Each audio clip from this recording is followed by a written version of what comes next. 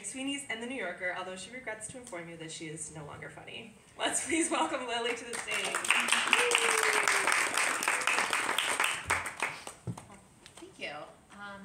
Apologies for reading off a computer. I usually try to print stuff out, but I wasn't near a printer this week. Yeah, I'm going to be reading from the start of a novel project that I have been working on recently. A few people in the room may have read this already, so in that case, apologies. I know you came here for new content, and I have let you down. All right. You are sitting at your laptop computer one day when your senses rupture. It was an ordinary day before. The sun rose, and then you lay under a blanket on a floral patterned couch and wrote feedback notes on a short story in thick black ink. You were hungry and you ate an orange, knowing very well that this was not the sort of hunger you needed to sate. You went on a walk around 10 and noticed your broken reflection in the shards of ice floating on top of a puddle. It was merely a physical phenomenon, and yet it seemed painfully trite. Perhaps that was why the rupture happened. You had lost all sense of objectivity. That seems unlikely, but it is entirely possible. There is no defined set of rules for what you are. You do not know the laws and their punishments. You were sipping your tea and cars groaned by on the campus thoroughfare beneath the window. And then there was a heavy cleaving force separating you from yourself, and a stabbing pain in the deepest well of your lower abdomen. And now you are here. Everything here is thick and white. It is like a milk carton split open on a tiled floor. You feel the urge to wave your hand through the whiteness to see if it is a liquid or a fog. You find that you cannot. The reason for this is ontological. There is no hand to wave. There is a you, perhaps, but there is not a body representing as such, or at least not one you can feel. There is not yet a body you think. You do not know why you think this, or who is thinking it. The whiteness shimmers like the scales of a dying fish. Years ago, in college, there was a date you went on with a local boy, and he took you to a spring far up in the hills, far from the university town where you both lived. He swam with you for some time, and you made an effort to smile. And then, while he pissed in the woods, you lay on your back in the cold, mineral-rich water, and allowed the fat on your body to hold you to its surface. It was not as simple as you had assumed it would be, but there were moments of ease. You noticed, among other things, that your hair weighed more than you had assumed it would. You felt as if it were missing from your scalp as you lay flat. You noticed the minutest perturbations of the water. They felt the way life often feels to you, a force beyond your control that runs through and around you on all sides, moving within you, rippling you, a force to be slipped between and nestled among, but not pushed against. That is how you feel right now, within the opacity of this rupture. You can sense your body only through the minuscule ways it is being tossed about. There is a very slight tingling on what you assume is your scalp. You assume because you cannot tell, and you cannot tell because you cannot move. Perhaps there is hair there after all. The whiteness on all sides, you realize, is less like milk and more like the flash of a camera. It originates from somewhere and exists only in your eye. It is a healing scar something sharp and intense. It is a memory in the most physical sense. If it is a temporary blindness, perhaps it will fade.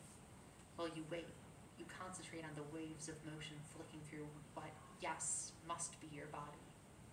The pain that began this came from 3 or 4 inches below your navel. And for the first time since the rupture, you begin to wonder if you ought to be worried. You focus your mind on your abdomen to see if you can still feel the reassurance of warm, living mass. Time twitches through your nerves, and then there it is, holding entirely still, a weight nonetheless. You have enough of a body now to feel the physical tautening of relief. The whiteness fades very slightly, and you realize you have only been focused on vision. Even humans have 5 senses. There is a smell here, a very certain smell. You cannot sniff, so it is faint, a thin coating on the inside of your nostrils. You strain to make it out. It is round and hard like a skipping stone. It brings to mind both cleanliness and filth at once. It's mingled with an aroma that reminds you of lemons, but not their juice or zest. It's like a cartoon of a lemon or one of of those stickers young girls put on their notebooks. They give off a scent if you scratch them. You think this, and then you wonder why you would think that such an object exists. You never had small fingers that put stickers on the front of a notebook. Did you read about this somewhere? Certainly not. You haven't been reading. There is the weight in your abdomen, but that is not all of it. You are sitting on something, and you have fingers, too, like those little girls that came into your mind from nowhere, and your fingers are wrapped around hard plastic, slick and sticky at once. They do not reach all the way around. A song slow and smooth as the sea is playing over loudspeakers, the sea which undulates the way the spring did by that university town, and you wonder what happened to that boy after you stepped out of the spring and drew his sinewy torso against the trunk of a pine tree and took what you needed from him. You can't remember. Another mind is invading your own. You know this.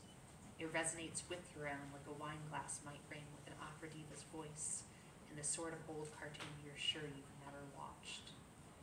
You know there is another voice in your mind, not because you cannot remember what happened to that boy, but because you never think about the boys afterwards. Someone is above you, muttering, her hands on the plastic bar tube, centimeters from the edge of yours. You can only see a silhouette. She is larger than you. You can sense the warmth off her hands, and you feel a deep sense of inclination to sink your fingernails into them. You want to feel her warmth, and you want to hurt her. There is no longer a weight below your navel. This body belongs to a different sort of creature than yourself. Look down at me. The mind that is not your own is thinking this very loudly. Its voice presses up against the top of the skull you both share. It is so, so lonely. Please look at me. I need you to look at me. Please. Please. You wake up hunched over your laptop computer, crying. Through your blurred vision, the document is still open on your screen.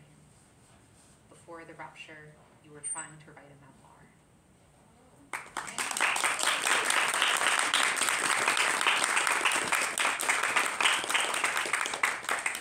Thank you so much, Lily.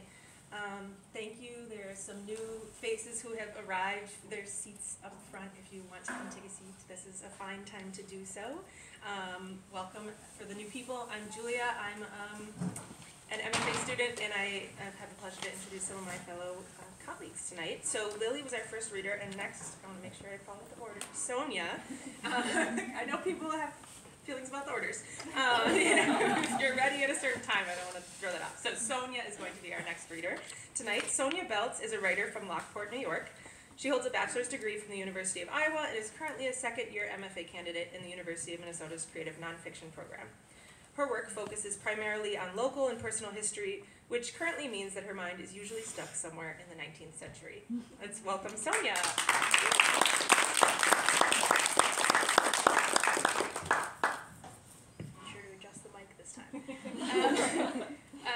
So I want to start with sort of a little bit of an explanation. This essay is part of a collection that I'm currently working on about the early life of Belva Lockwood, the first American woman to run a legitimate campaign for president, and also the first woman lawyer admitted to practice before the U.S. Supreme Court. The collection is told through my perspective as somebody who grew up within 3 miles of her, but almost 200 years later. For some context, Belva was born in 1830 and died in 1917, and I'll be referring to her as Belva throughout this essay. This essay is called Taking Flight. Belva crouched small amidst the hay and the stench. She pressed her young body into shadow, breathed slowly and quietly as she could. Her skirts, draped heavy over the lacy pantalettes that covered her legs, sagged into the mud on the barn floor. Her mother would not be happy, and yet she waited. In through the wide barn door it came, a sparrow, brown-bodied and plump, emblazoned by a check of gray. It was silent, and so was she. The sparrow dove in from the blue beyond, its body cast in the heavy shadows of the barn, and with a single, graceful swoop it drew to rest upon a brittle rafter board. It shook, its wings puffed away from its round body, and amber feathers bristled and settled upon its chest. Then, for a moment content, it sang a humble note. Belva stifled a giggle. The sparrow turned its small head, its beak wavering open and shut, then darted from the barn. She sighed, letting her skirts fall fully onto the barn floor. As she exhaled, her arms fell from her chest, a slate and pencil tumbling upon her now outstretched legs. Belva closed her eyes, recalling the sparrow.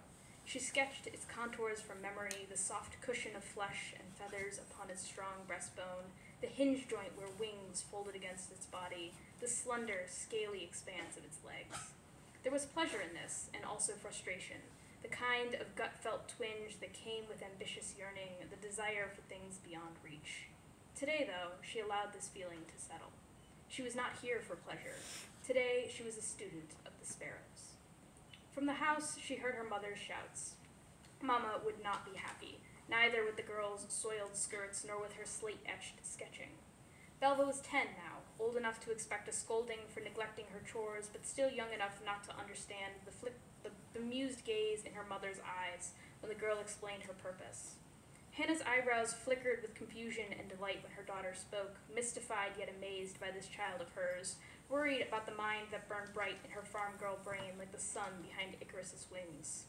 Belva was too young to see this. She saw instead only her mother's consternation. And so, on days like this, when a grand plan brewed in her mind, she had learned to keep quiet. I, too, was once a student of the birds. I read in Jane Goodall's autobiography that her youngest years were spent hiding in the corner of the chicken coop, watching the poultry preen and lay. I strove for her patience, the care of her observations. I didn't know then that there was more than one way to be young and smart and female.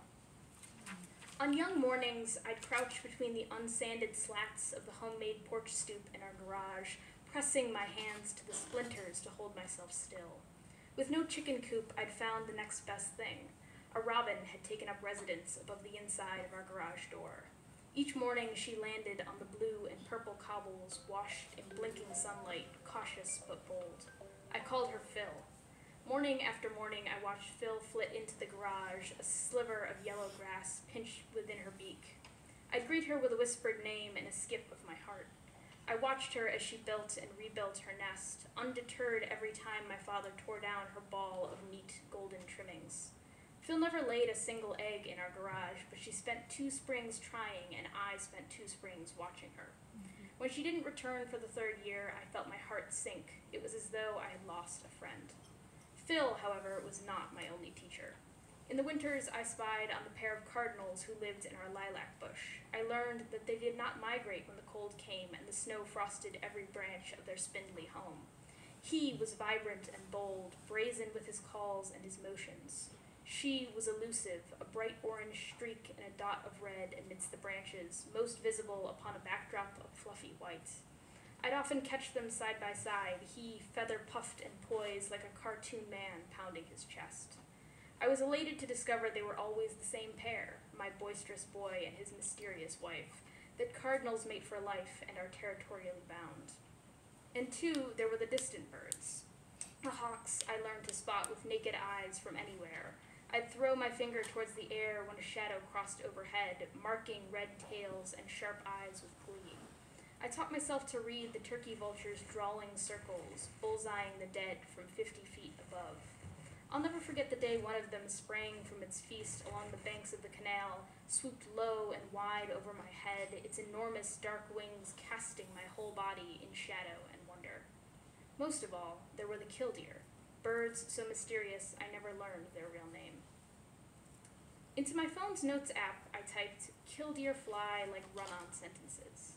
In the backseat of an Uber, as the last sunlight burned fire gold on the Erie Canal, I caught a glimpse of her, a silhouette struck against a sky of blue and orange, a bird that wobbled, paused, fell, caught herself midair, darted towards another mosquito, her flight punctuated but ceaseless. It was poetry, I was certain, the sort peppered with semicolons and caesura, pages and pages crisscrossed with metaphors that never seemed to end. It had been about a decade since I'd seen a bird like her.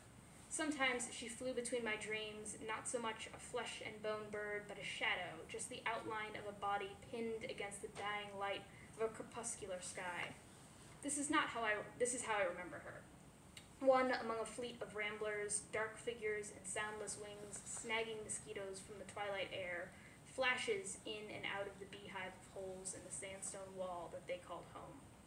And me, crouched atop a sand dune, sun-stained hair and t-shirt tanned, the space between sneaker and sock filling with quartzy grains, sinking steadily into the peak of the bulldozed tower as the deciduous wilderness faded to purple. I can't approach her, the girl I once was, but she's there on the dune, watching the killdeer dive and crest, and I'm always somewhere else, watching her, watching them. I'm not there when she tumbles down the dune, dusts her shorts, passes by the big rocks meant to keep trespassers from the sand pit, races up the big hill that marks the escarpment's fall, crosses 31, the cat lady's house, the duck pond yard, the fire hydrant, the big tree, the garage door. I'm not there. I'm here in the back of an Uber, watching the husk of an abandoned restaurant truncate her rambling flight as the car rolled through the green light and on towards my hotel. I'm somewhere else, Ohio, Iowa, Minnesota, scanning the twilight skies for her return. Belva felt this too. Quote, she thought their movements in the air the poetry of motion and was moved to imitate it. This, not from the girl who pried herself from the barn floor, muck clinging to her skirts, but from a woman years and years hence, attempting to enter the memories she left behind. As Belva sat in her Washington, D.C. home, memories and words tangled on the way to her tongue. The reporter from the Evening Star seemed to sense her cleaving. In the final story, the reporter notes the chasm between girl and woman, the gulf no remembrance could close. The girl she remembered decided studying the birds was not enough. She wanted to be the birds. She chose her moment carefully, a time when neither parents nor neighbors would pay her mind, when no one would miss her presence. Like midday, when her father was in the fields and her mother was busy with the baby and her siblings were too well behaved to follow. She made no show of collecting her supplies. 2 umbrellas from the holder heaved up to the window that overlooked the L-shaped rear of the house. She cracked open the second-story glass, slid out between the curtains onto the shingles of the lower roof beneath. Her farm boots wobbled on the new terrain, but she was careful not to make a sound, even as a gale blew through her skirts, cold and sharp and straight off the shores of Lake Ontario. She heaved a breath, facing down the wind. The weather was perfect. She'd chosen her moment well. Today, she would fly. After college, I moved into a 300-square-foot carpeted box in suburban Ohio, lost on a side street behind a Whole Foods market. I worked 2 jobs for my laptop, curled up in the black leather chair my parents' flatulent black lab used to love. At night, I'd unfold my legs, splay out on my bed or the floor, and dream of flying. Without the wherewithal to open my blinds, I turned from birds to dragons. I can't count how many times I rewatched the opening to How to Train Your Dragon 2 from my laptop screen, my body swaying in motion with the animated beasts' bodies, my arms moving mindlessly up and down like wings. I became obsessed with anatomy, dragons, birds, bats, pterosaurs. I longed for a sturdy breastbone to serve as my keel, for my fingers to arc long and steady away from my wrists, for my humerus bones to shrink and my shoulders to shift, for legs that I could tuck away and a tail that sprouted from my coccyx. I sketched wings everywhere, again and again until they were perfect. One particularly desperate night, I logged off work early, skipped dinner, and built myself a dragon wing out of mechanical pencils and scraps of paper. I labored for almost an hour, patching the thing together with Scotch tape so its joints folded just the right way. Then I held it taut against my body and pretended to catch the wind. At night, I lay awake, splayed upon my chest. I let my limbs fall numb, twitch the muscles in my arms and on my spine so that I could glide through the skies of sleeplessness. I told myself stories about a boy who wanted so desperately to be a dragon that he made himself fly. I imagined every moment of his young life, botched first attempts, wingsuits made from cut-up clothes, the sweet feeling of wind on his face and success in his heart. I designed and redesigned his suit, left collections of sketches in piles around my tiny apartment, and overloading the notes app on my phone. Some days, there wasn't even a story to be told. I'd simply hand the boy the reins and let him fly and fly and fly until I fell asleep. I'd never felt such desperation before, not in all my years of watching birds. Even still, those months of wretched flightlessness haunt me. I can't walk into an oncoming breeze without cocking my arms, palms out, thumbs towards the sky, sternum keeling into the current. What I mean to say is that I understand the impulse, Belva's desire for flight. I know that feeling. I've lived that feeling. I've felt it bloom and rot and linger. I too have wanted to fly. What I do not and cannot understand is what came next. Belva set her feet up on the roof and extended one arm to either side of her body. She opened the umbrellas, one in each hand. They glowered black against the blue-gray sky of early spring, turning her instantly from girl to turkey vulture upon the roof. And then, without hesitation, she jumped. She didn't get hurt. It was a 12-foot drop, but miraculously she remained unharmed, saved for the scrapes and scuffs when she met the ground with an unceremonious thud. After a moment of despair, she lifted herself from the ground and dusted off her skirts and pantalettes. Her knees smarted with flecks of gravel, a lattice work of tiny holes that would scab without bleeding but would itch for weeks on end.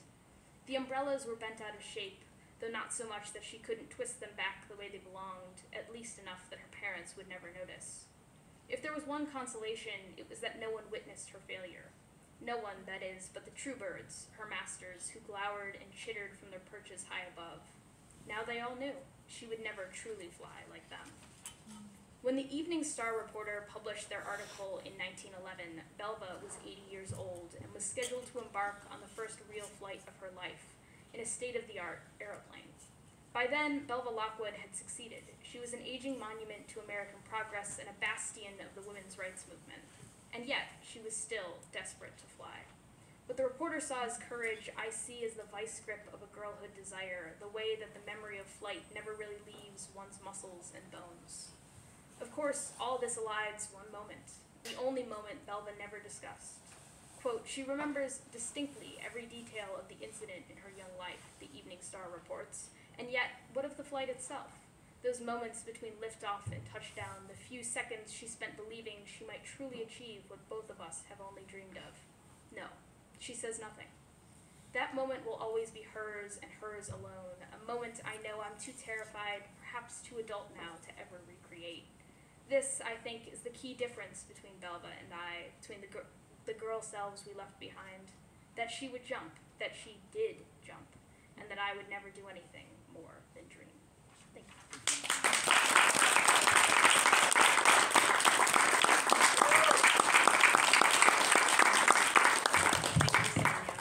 For those of us lucky enough to be in class with Sonia, we're getting to hear a lot about Belva's life. I mean that so sincerely. This is so interesting. I can't wait for you all to be able to read your final work. We're going to take like a 5-10 minute break. If you want to look around the bookstore, chit chat, we'll come back in a little bit for our last reader. Thank you.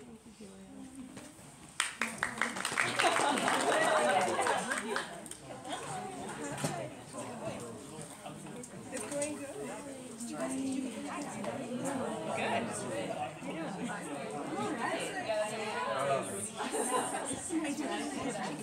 It's going by so fast. It's really going by so fast. I don't know. But I love it. How was the movie? The movie was good. It was fun. I went to another one last night. The last that I saw, did you see the Are you reading extra? No, I'm not. I'm Peter. Hi, I'm Annie. Nice to meet you. Nice to meet you, Annie. Do you like to come to these a lot? Or? This is the first reading at Majors and Quinn I have been to. Yeah. How about you? I try to come when I can. Nice. You know, sometimes on Sunday it's like I have work tomorrow. Yeah. You know the fair. feeling.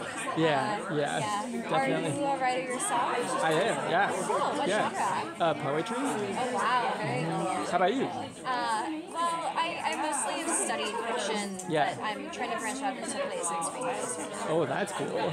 You are in the program? In the event? Okay, gotcha. But, you know, I like to support people. Yeah.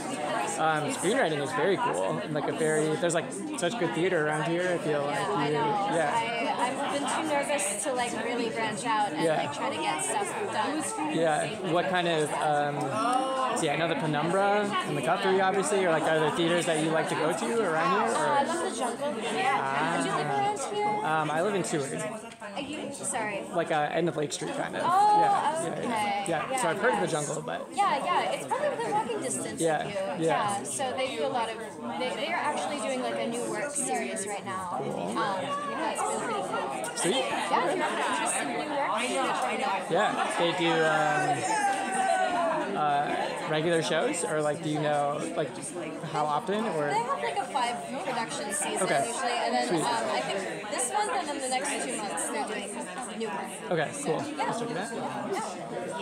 I'm wondering like your themes that you write about when you're at work. It's a good question. I grew up in like a fundamentalist Christian nationalist church, pastor's kids family. Yeah, actually up north in the Northwoods, and so there's a lot of processing of that.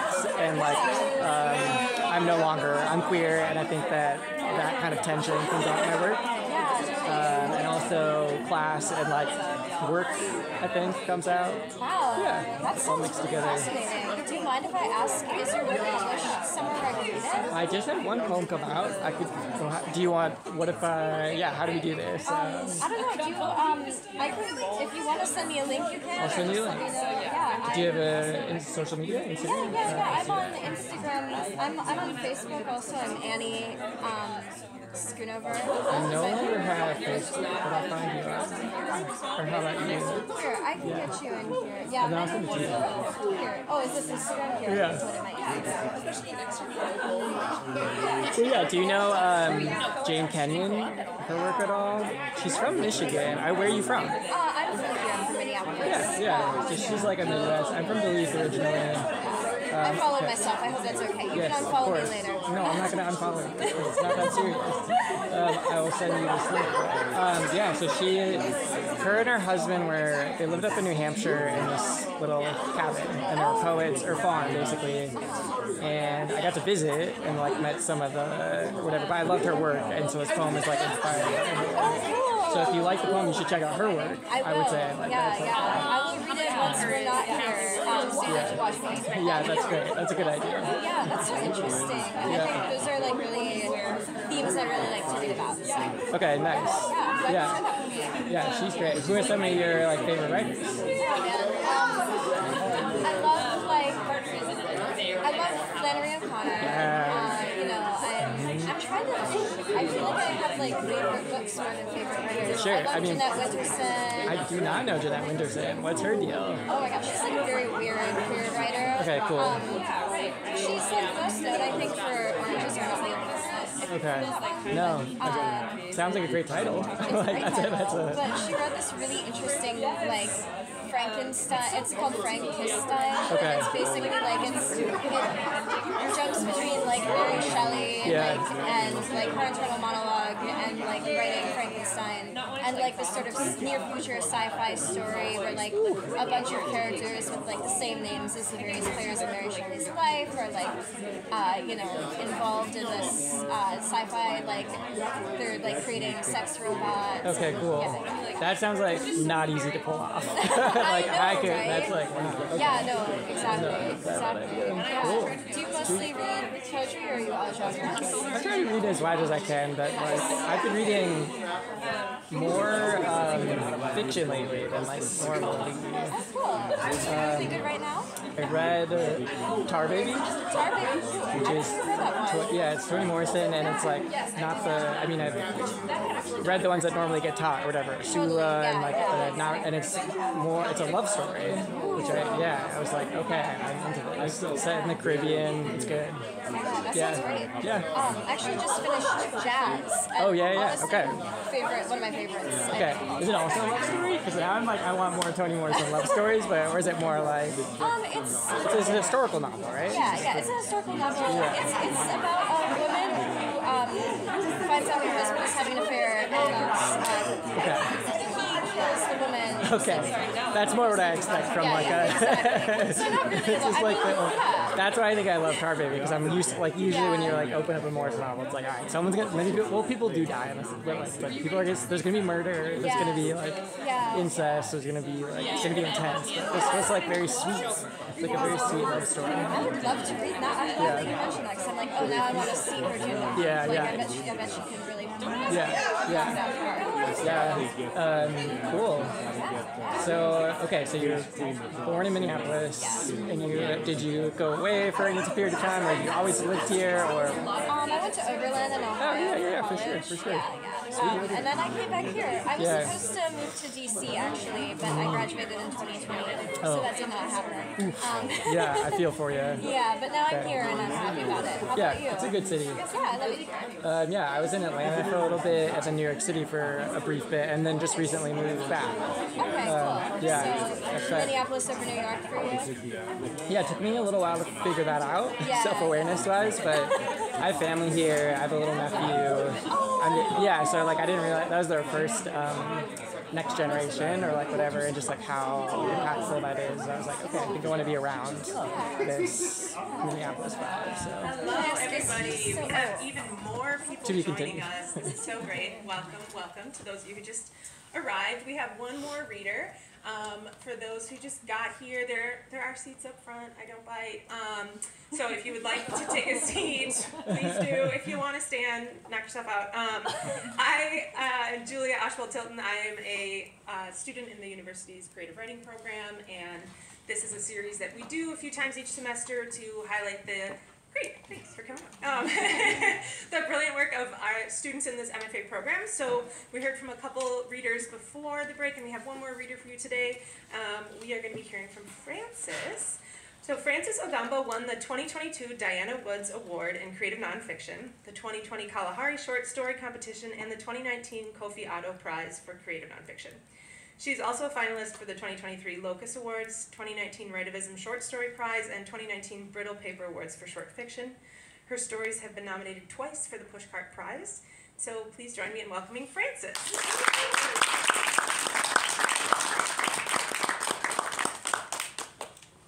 Thank you so much. So there was a time I was obsessed with writing stories about babies. And my friends didn't like it because it never ends well. This flash piece was written for an assignment in Julie's class in RAG. It's called The Baptism. The baby, nameless still in this model of spirituality, and his parents, Sarah and Fabian, catechists at St. Mary's Parish, sit in the front pew. The baby's godfather and uncle, who is Uche elsewhere, but not on this day, not in this ritual where he must be Silas, sits behind the baby's parents. There is the parish priest, Father Kevin, who stands at the purple-robed altar, each word of his recitation slanting toward the next.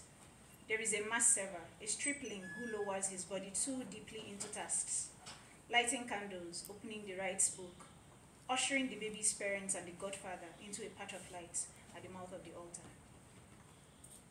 In the name of the Creator, the Redeemer, and the Sanctifier. The priest imbues Sanctifier, vertical stroke sliced by horizontal stroke, into the baby's upturned lips. He stares in his sleep. His parents watch the ritual, joy shining in their eyes. The priest signals for another implant, oil of baptism, which would forever scoop the baby from the urn of sin and temptation. This oil, the transmitter of holy light, sticks to names, and they become irreversibly translucent like grease on paper.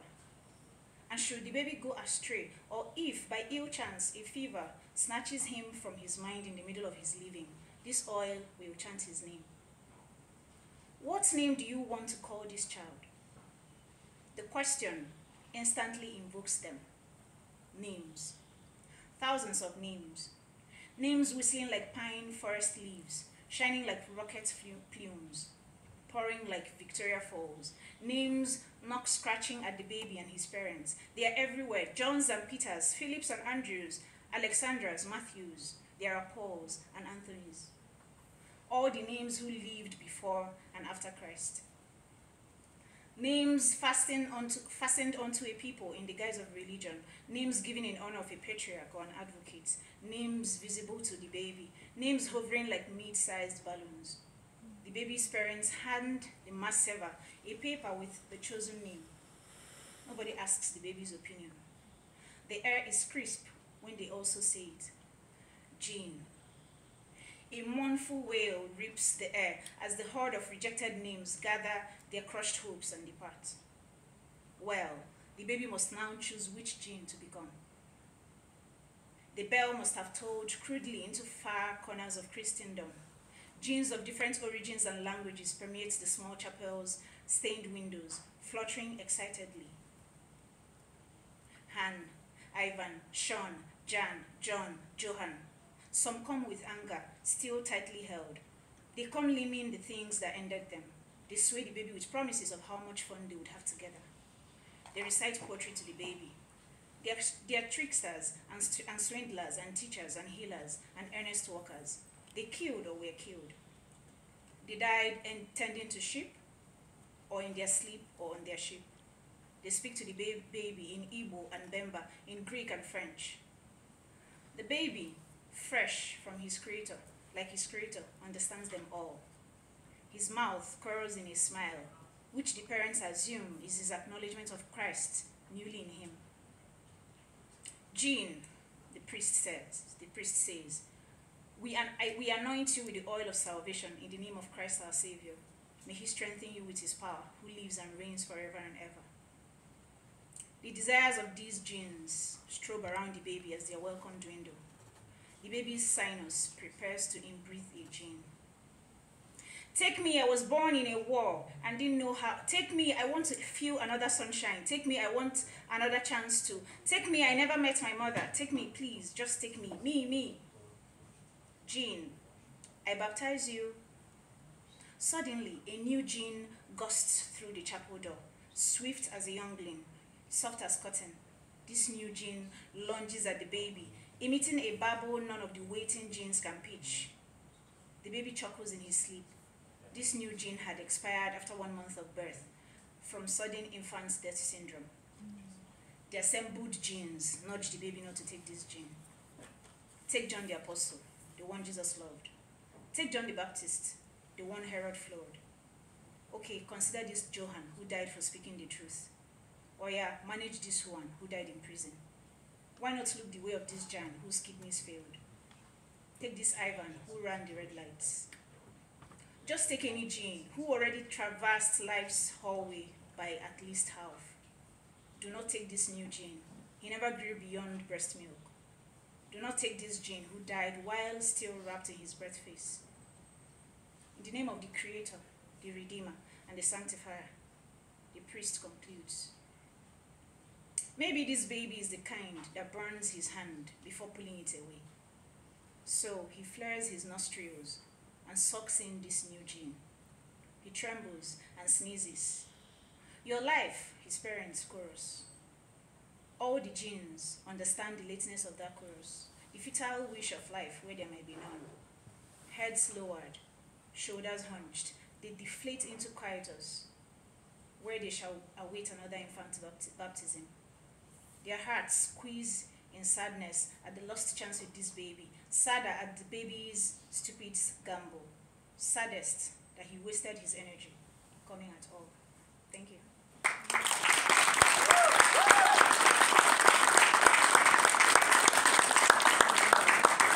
Thank you so much, Francis. Thank you all for being here tonight. We just have 3 readers, but this series is ongoing, and Isabel's going to tell me, what is our next date? Oh, hey, great question. I'm going to give her a second to find out because I didn't look it up, but I will give you a second. I just want to take a moment to say thank you to Majors and Quinn for hosting us. Thank you, Sarah, wherever you are, for helping us organize this. And thank you to all of you for coming out and supporting us. This is a really great showing night. I'm so excited to see so many people here, and we hope you'll join us again. We have another date in March and in April, and there will be new readers then. And in the meantime, if you make a purchase tonight, if there was a little slip of paper on your chair. Use that to give it to the bookseller when you buy a book tonight, just so that they can kind of keep track of this this event and the people that it's bringing in. So if you do choose to support this bookshop tonight, which we hope you do, make sure you just mention that you were here for this event if you don't have your slip. And the date for our next event is March 17th. March 17th Sunday, here March 17th. at 5 o'clock. Same time. We will see you St. then. Patrick's Day. St. Patrick's Day, baby! All right. Thank you guys. Wow.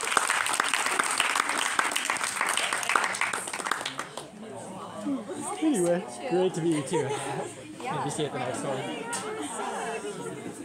Excited to continue to follow your work. Yeah, thank you. Yeah.